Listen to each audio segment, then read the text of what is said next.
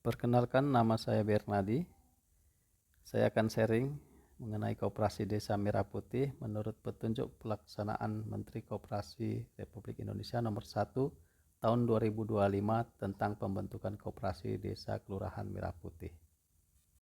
Dasar Hukum Undang-Undang nomor 25 tahun 1992 tentang perkoperasian, ada Peraturan Pemerintah nomor 7 tahun 2021 tentang kemudahan perlindungan bagi koperasi dan UKM, dan seterusnya. Kemudian tentang Koperasi Merah Putih sendiri, ada Perpres nomor 9 tahun 2025 tentang percepatan pembentukan Koperasi Desa Kelurahan Merah Putih.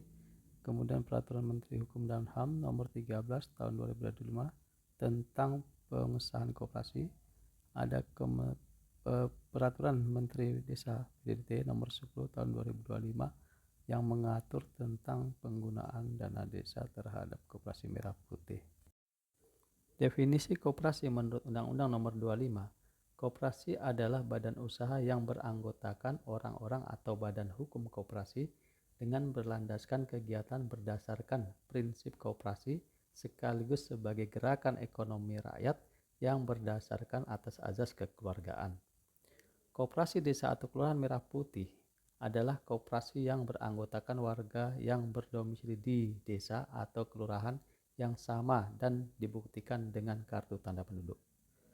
Adapun koperasi aktif adalah koperasi yang dalam 3 tahun terakhir secara berturut-turut melakukan RAT. Koperasi tidak aktif adalah koperasi yang tidak melaksanakan RAT atau rapat tahunan secara berturut-turut dalam jangka 3 tahun atau tidak melaksanakan kegiatan usaha. Prinsip koperasi ada 7. Pertama, keanggotaan sukarela dan terbuka. 2. Pengendalian oleh anggota secara demokratis. 3. Partisipasi ekonomi anggota. 4. Otonomi dan kemandirian. 5. Pendidikan, pelatihan dan informasi. 6. Kerjasama antar koperasi. 7. Kepedulian terhadap masyarakat dan lingkungan.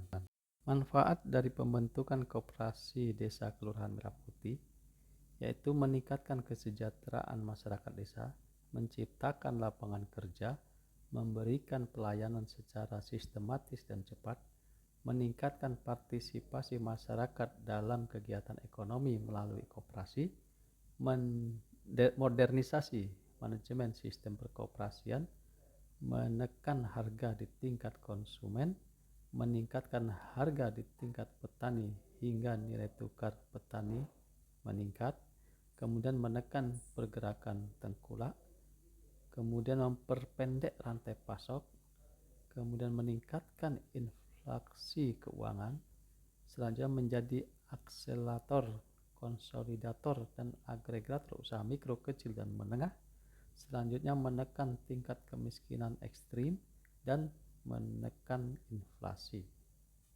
Maksud dan tujuan dari juknis koperasi ini adalah untuk memberikan penjelasan tentang pedoman pembentukan dan tata cara pelaksanaannya sehingga bisnis koperasi dapat berjalan.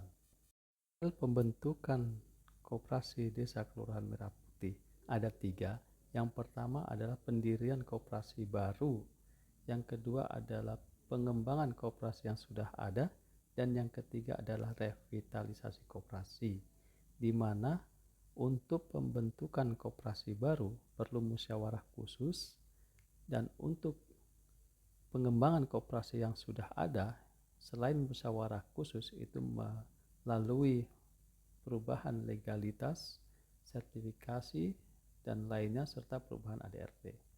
Revitalisasi koperasi juga hampir sama, yaitu setelah musyawarah khusus kemudian melakukan revitalisasi mengenai aset, kepemilikan, kemudian berita acara, dan perubahan ADRT.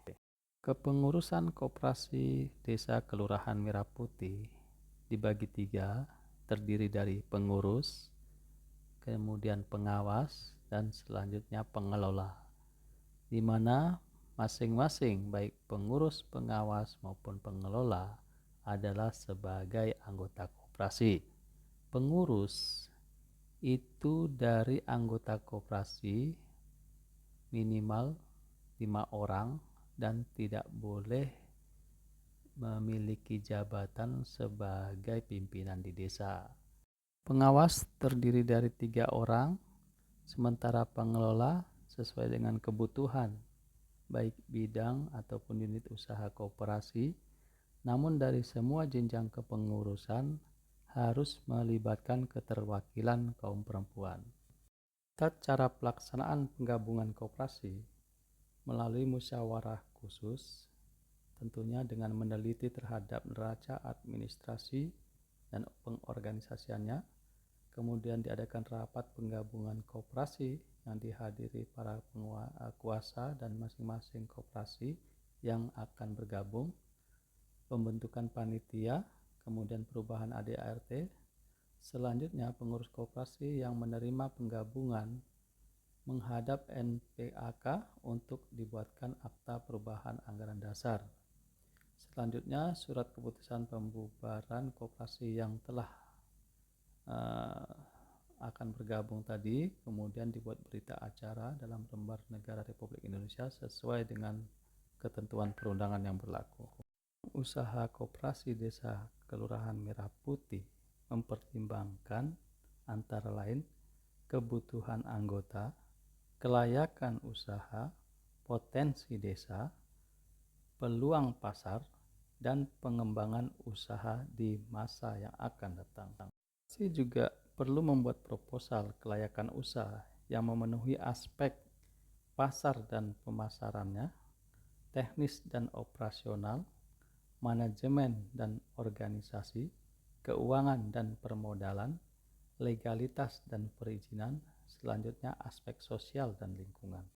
Bidang usaha diantaranya jenis gerai yang mendukung usaha koperasi bisa gerai sembako, gerai obat-obat atau apotek, klinik desa, kantor koperasi, unit simpan pinjam, gerai gudang yang menyimpan logistik atau sembako, dan kegiatan lain yang dapat menunjang pemerintah, kearifan lokal, dan kebutuhan kondisi masyarakat setempat. Mendukung usaha koperasi, pemanfaatan teknologi sangat penting. Maka untuk mendukung ekosistem digital koperasi agar koperasi desa Kelurahan Merah Putih memiliki situs dengan domain kop.id. Kegiatan usaha koperasi desa Kelurahan Merah Putih berdasarkan KBLI pilihannya sangat banyak. Ada pilihan yang berkaitan dengan gerai, perdagangan, jasa, dan lain sebagainya sesuai dengan kebutuhan dan kesepakatan anggota koperasi. Salam Koperasi Desa Kelurahan Merah Putih.